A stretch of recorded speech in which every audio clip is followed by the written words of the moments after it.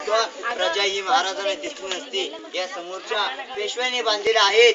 तर आपण पाहिल्या तो राजांचा आपल्या हा बांधे किल्ल्याचा ठिकाण आहे आणि हा बांधे किल्ल्याचा मेन गेट आहे. किल्ल्याचा मेन गेट हा दरवाजा खाली आहे. हा नगारखाना आहे. इथे नगारे चौघडी वाजले की किल्ल्याचा मेन गेट हा महादरवाजा बंद व्हायचा. याच गेटच्या पलीकडे महाराजांनी या राज्याभिषेकच्या वेळी 2 हत्ती आणि घोडे सजवून ठेवलेले.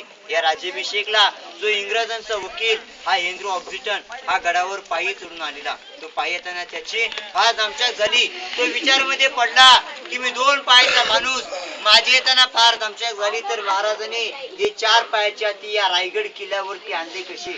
हा तो प्रश्न विचारला नारायण शिणेंना की नारायण शिणे महाराजांनी 4 पायाच्या ती रायगड किल्ल्यावरती आणले कसे. नारायण शिणे म्हटले की आपणच मोठे हुशार आहेत, आपण याचे उत्तर शोधा. तर त्याला राज्याभिषेकच्या गडबडीत त्याला कुणीच उत्तर दिलं नाही. तर आताचे गुरु नीनाद बेडेकर याचे उत्तर देतात की महाराजांनी 4 पायाच्या ते लहान असताना पालखीमध्ये आणलं त्यांचं पालन पोषण गडावर केलं.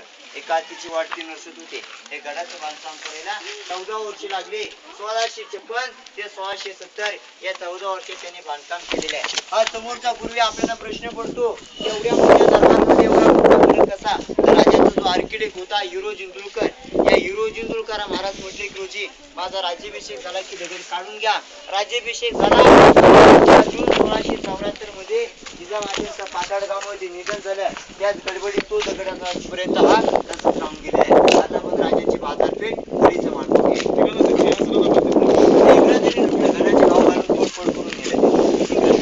कुरुक्षेत्र तलाव तिकडेच आहे. शिवाजी महाराज की जय. हर हर.